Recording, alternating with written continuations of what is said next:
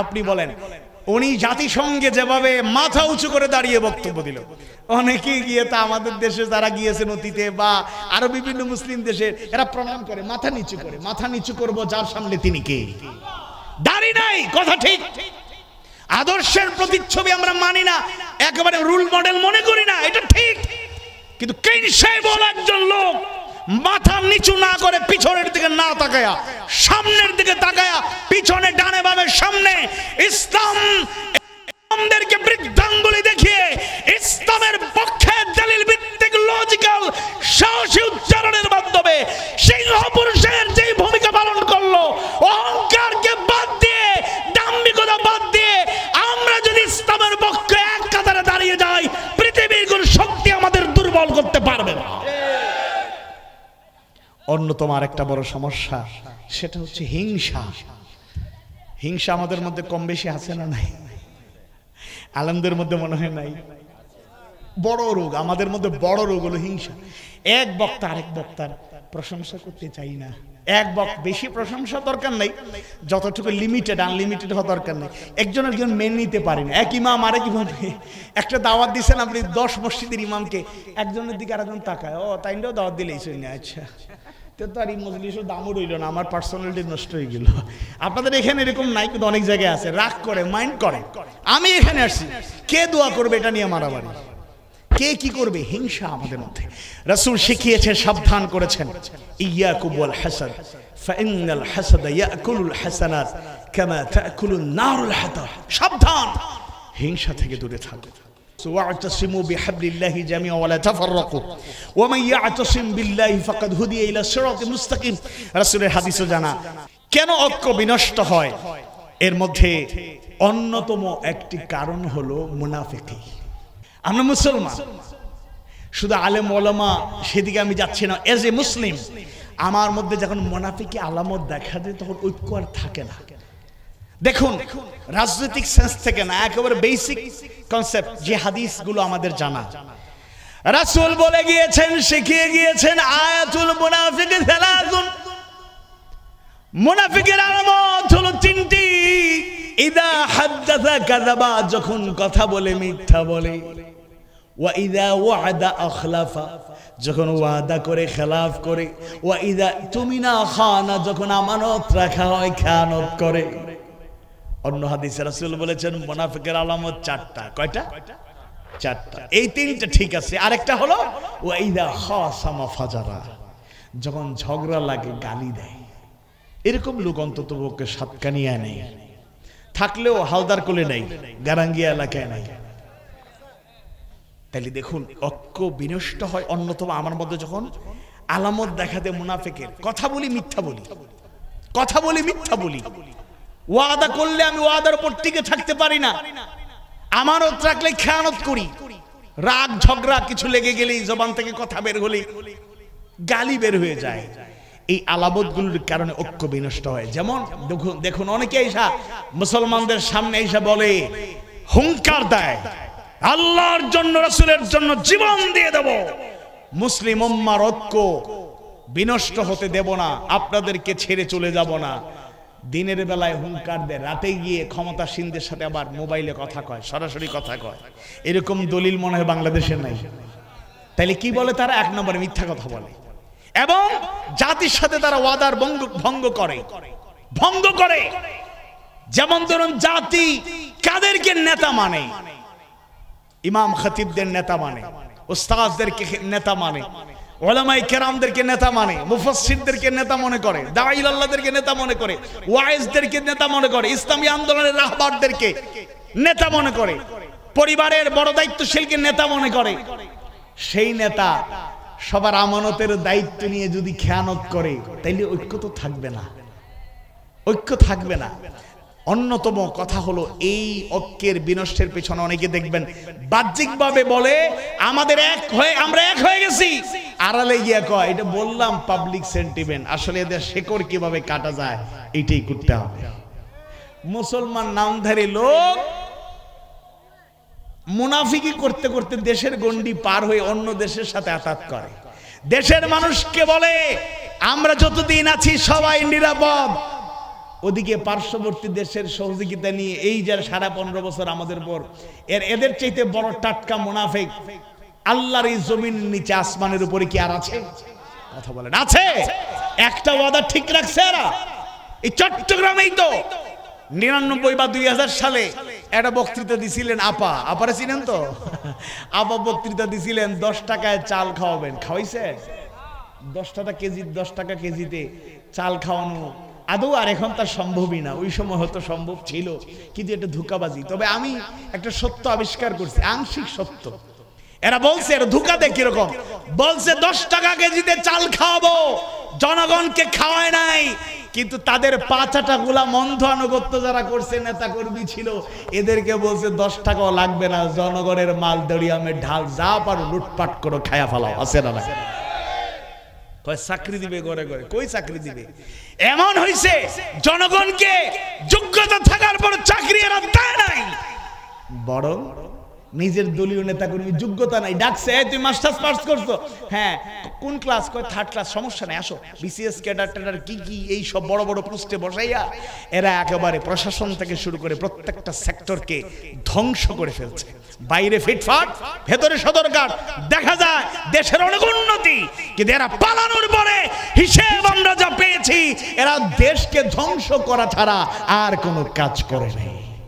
নিজেদের পকেট ভারী করেছে, আর দেশের চাইতে বাইরের সম্পদ বেশি এরা জমা করছে। এই কারণে কয়েকদিন এরা চলবে আর কি। ওই বাইরে এখন মোটামুটি অনেকে গিয়ে আশ্রয় নিয়েছে, খাওয়া দাওয়া করতেছে। দেখবেন যখন টাকা পয়সা ফুরায় যাবে, তখন এতিমের ভিক্ষুকের কাঙ্গালের মতো অবস্থা হবে। ইনশাআল্লাহ আমরা ইনশাআল্লাহ বান্দার হক যারা নষ্ট করছে দুনিয়াতেই তাদের শাস্তি আমরা অবলোকন করব। আমাদের ক্ষেত্রে দেখুন, আমরা সামনাসামনি মুসলমানদের অন্তর আর মুখ এক হয়ে যাবে।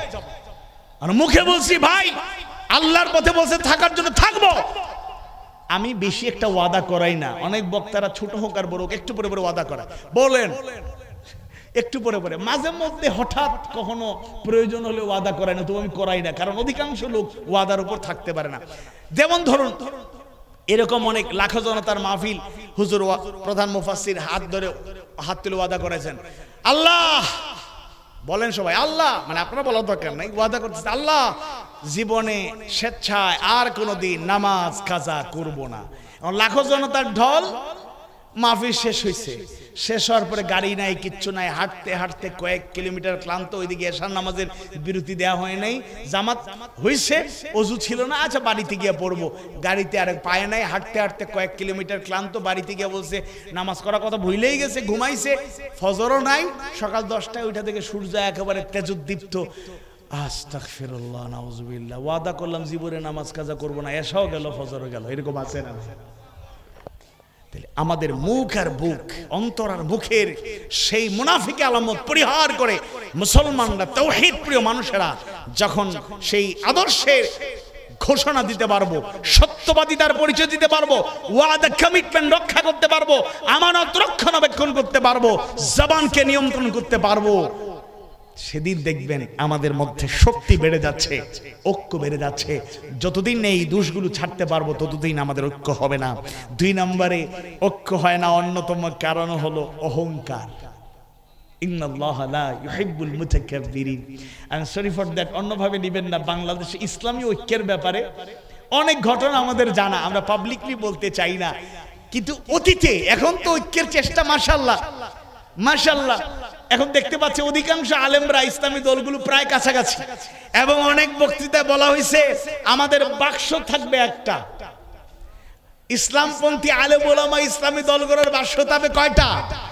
আল্লাহ যদি দেয় আর কবুল করে নেন, আর যদি আসলে কথার কাজে ইসলামী দলগুলো সব এক কাতারে দাঁড়ায় যায়, বাংলাদেশ একটা রেডিক্যাল চেঞ্জ আসবে, বৈপ্লবিক পরিবর্তন আসবে, পৃথিবীর কোন শক্তি থামায় দিতে পারবে না ইনশাআল্লাহ।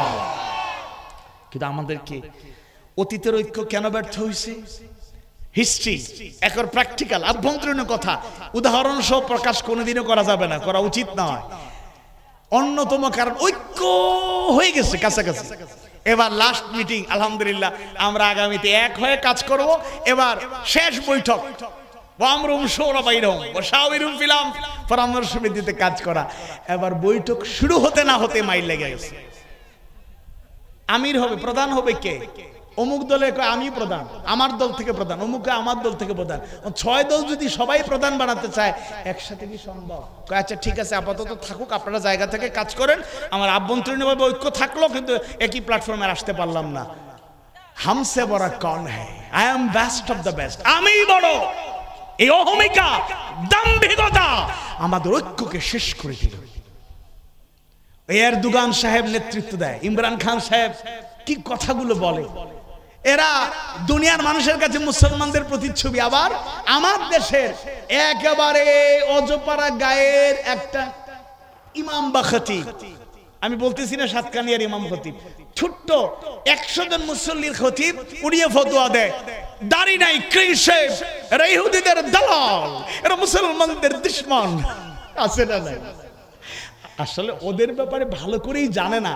তো এরদোগান সাহেব যে আমাদের প্রতিচ্ছবি, প্রতীক আমরা বলছি না, কিন্তু তিনি মুসলমানদের পক্ষে গোটা দুনিয়ার বিশ্ব দরবারে পাওয়ার নিয়ে কথা বলেন।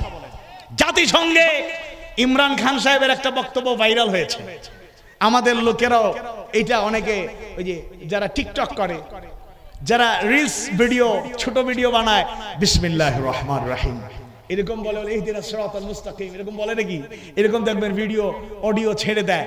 আপনি বলেন, উনি জাতিসংঘে যেভাবে মাথা উঁচু করে দাঁড়িয়ে বক্তব্য দিল, অনেকেই গিয়ে তা আমাদের দেশে যারা গিয়েছেন অতীতে বা আরো বিভিন্ন মুসলিম দেশে, এরা প্রণাম করে, মাথা নিচু করে, মাথা নিচু করবো যার সামনে তিনি কে? দাড়ি নাই, কথা ঠিক। আদর্শের প্রতিচ্ছবি আমরা মানি না, একেবারে রুল মডেল মনে করি না, এটা ঠিক। কিন্তু কেইন সাহেব একজন লোক মাথা নিচু না করে, পিছনের দিকে না তাকায়া, সামনের দিকে তাকায়া, পিছনে ডানে বামে সামনে ইসলামদেরকে বৃদ্ধাঙ্গুলি দেখিয়ে ইসলামের পক্ষে দলিল ভিত্তিক লজিক্যাল সাহসী উচ্চারণের মাধ্যমে সিংহ পুরুষের যে ভূমিকা পালন করলো, অহংকারকে বাদ দিয়ে, দাম্ভিকতা বাদ দিয়ে আমরা যদি ইসলামের পক্ষে এক কাতারে দাঁড়িয়ে যাই, পৃথিবীর কোন শক্তি আমাদের দুর্বল করতে পারবে না। অন্যতম আরেকটা বড় সমস্যা, সেটা হচ্ছে হিংসা। হিংসা আমাদের মধ্যে কম বেশি আছে না নাই? আলেমদের মধ্যে মনে হয় নাই? বড় রোগ আমাদের মধ্যে, বড় রোগ হলো হিংসা। এক বক্তা আরেক বক্তার প্রশংসা করতে চাই না।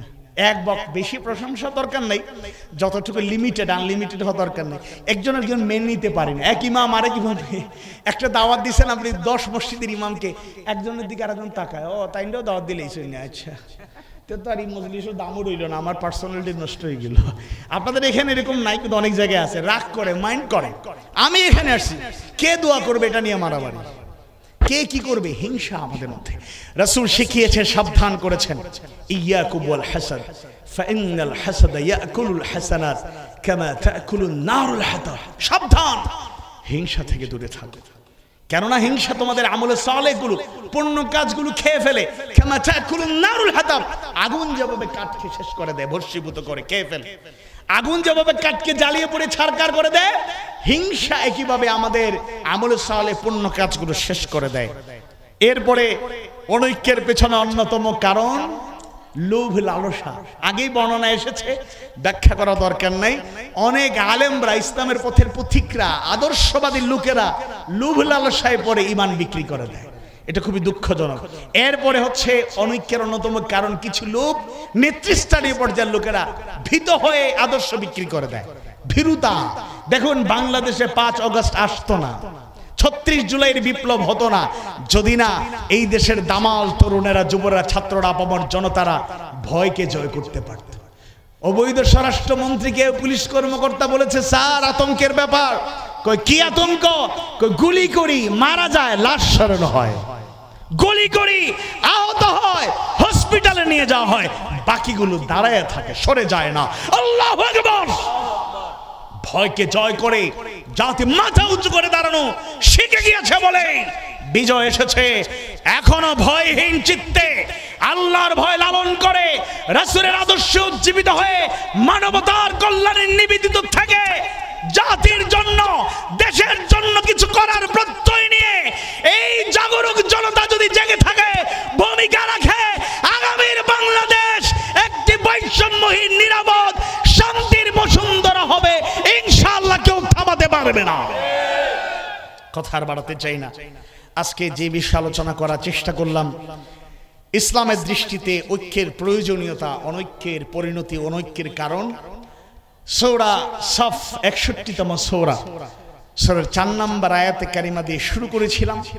এরপরে কোরআন হাদিস সুন্নাহর আলোকে বাস্তবতা নিরিখে ইসলামী স্কলার মুফাসসিরদের বক্তব্যকে গুরুত্ব দিয়ে বাস্তবতাকে সামনে রেখে আমি কিছু কথা তুলে ধরার চেষ্টা করলাম। কথাবার্তায় ভুল ত্রুটি হলে আল্লাহ তাআলা ক্ষমা করুন। শিক্ষণীয় যে কথাগুলো তুলে ধরার চেষ্টা করেছি, আল্লাহ তাআলা আমাদেরকে আমল করার তৌফিক দিন, বলুন আমিন।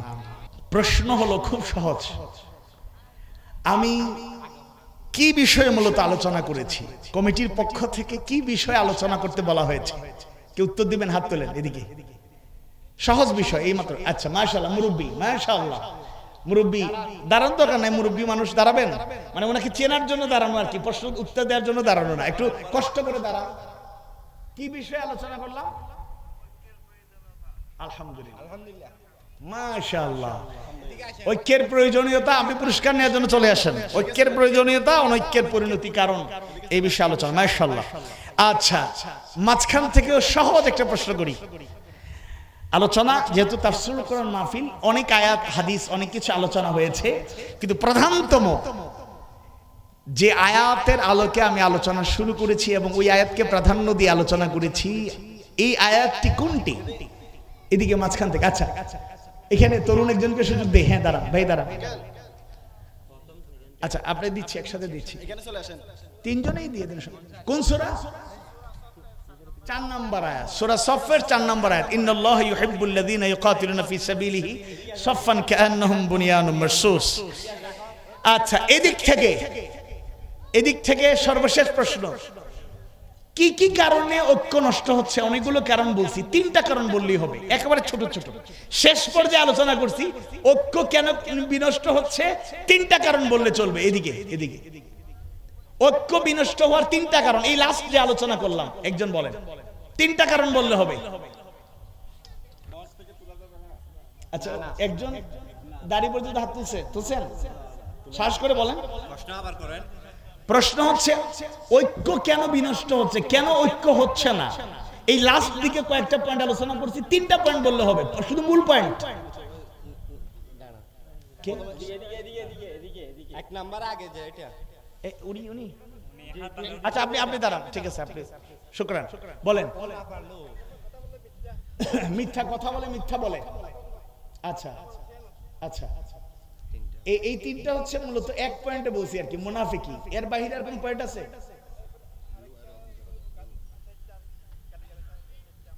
এই 4টা হচ্ছে মুনাফিকের আলামতের 4টা আর কি। এর বাইরে আরো 2টা পয়েন্ট বলেন, মূল পয়েন্ট বলছি, আপনি মানে পারছে উনি, মানে আলহামদুলিল্লাহ। আর 2টা পয়েন্ট বলেন, আর কি কি কারণে শেষ হচ্ছে? লাস্টে আলোচনা করলাম, লাস্টে। জি, কি অহংকার? আছে একটা, হয়ে গেছে। আর আরেকটা বলেন, হিংসা। মাশাআল্লাহ, আলহামদুলিল্লাহ। যাই, চলে আসেন, আল্লাহ বর্ষা। না, উনি বলছেন না, উনি ওই যে যেটা পারছে, ওই যে 4টা পয়েন্টও আলাদা আলাদা বলা যায়। এরপরে আমি বললাম একটা, যে মাশাআল্লাহ, 3জন হয়ে গেছে, আলহামদুলিল্লাহ। আসেন, এদিকে চলে আসেন। আপনারা সবাই পারবেন, কিন্তু এটা নেয়ার উদ্দেশ্য হচ্ছে যে আমাদের অ্যাটেনশনটা যেন থাকে। আসলে আমরা মাহফিলে আসি, চলে যাই, কোনো কিছুই আমাদের মনে থাকে না। 2-4টা পয়েন্ট মনে থাকলে একটা আমল করলেও তো আমাদের জীবনে অনেক পরিবর্তন আসবে ইনশাআল্লাহ। ঠিক আছে, ওনাদের হাতে পুরস্কার তুলে দেন, এরপর দোয়া করে দেবো ইনশাআল্লাহ। এখানে হচ্ছে তৃতীয় পুরস্কার, আর এটা হচ্ছে দ্বিতীয় পুরস্কার, এটা হচ্ছে প্রথম পুরস্কার। প্রথমে নিচেরটা, আঙ্কেল প্রথম পুরস্কার নিচে। কেমনে মোবাইল কো ছবি তুললাম, ছবি আমরা আনাগুলো আছে না, ছবি আছে না। আচ্ছা, আমার ক্যামেরা তো রেকর্ড হচ্ছে, আর ভিডিও হচ্ছে ইনশাআল্লাহ। আল্লাহ ভিডিও না আচ্ছা, জানতাম। আচ্ছা, ঠিক আছে, এই ছবি নাও।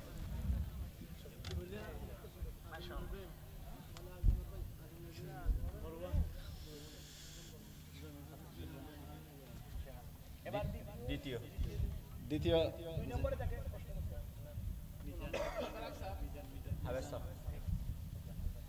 গার্গী মাদ্রাসার ছাত্র।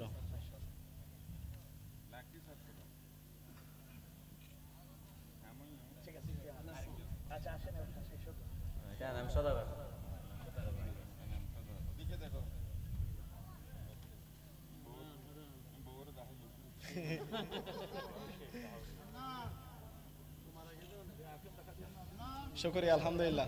এই যুবকদের থেকে দোয়ার আগে কোনো কথা আছে? আচ্ছা, দোয়ার আগে কোনো কথা থাকলে বলতে পারো। শাহী দরবারে হাত তুলেছি আল্লাহ, এই মাহফিলটাকে শুরু থেকে শেষ পর্যন্ত কবুল আর মঞ্জুর করে নাও।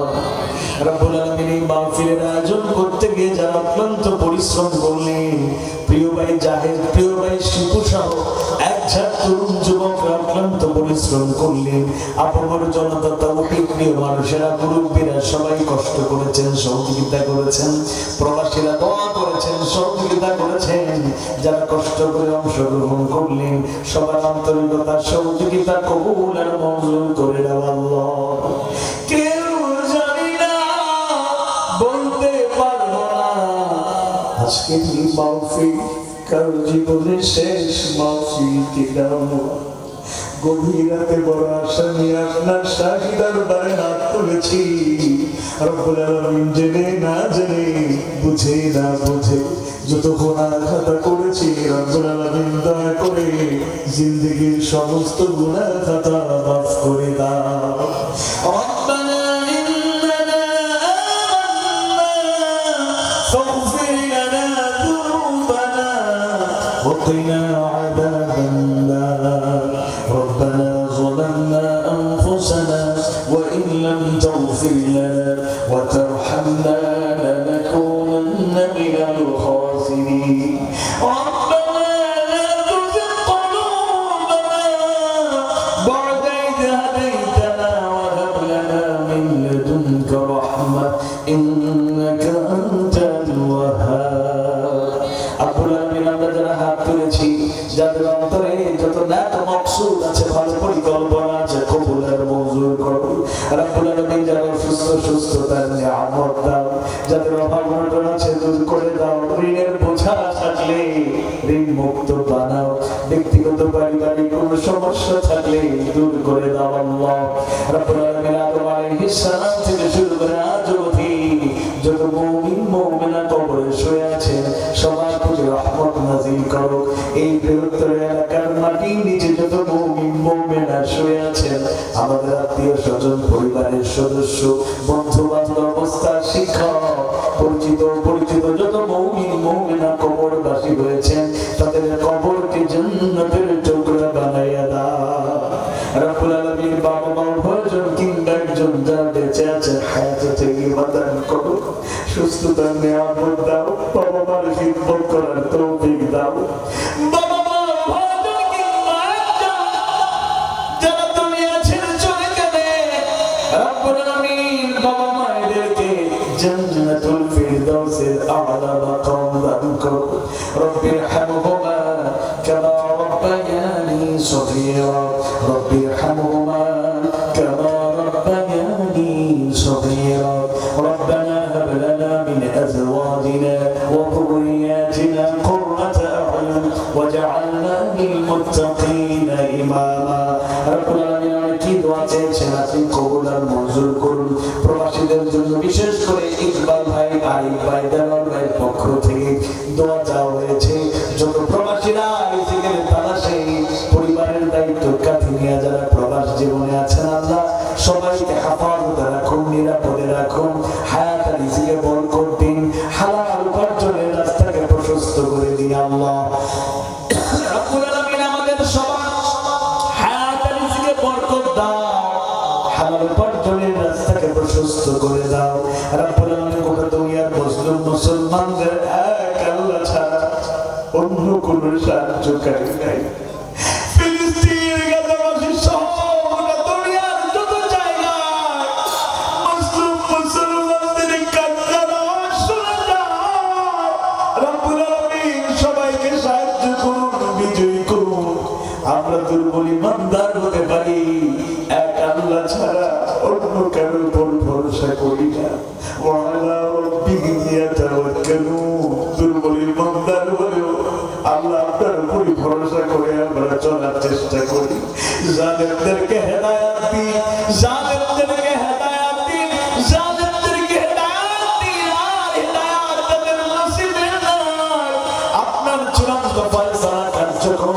তাদের ধ্বংস করে দিন আল্লাহ। اللهم إنا نجعلك في نحورهم ونعوذ بك من شرورهم اللهم استر عوراتنا وآمن روعاتنا ربي زدني علما رب اشرح لي صدري ويسر لي أمري واحلل عقدة من لساني يفقه قولي سبحان ربك رب العزة عما يصفون وسلام على المرسلين والحمد لله رب العالمين. والسلام عليكم ورحمة الله وبركاته.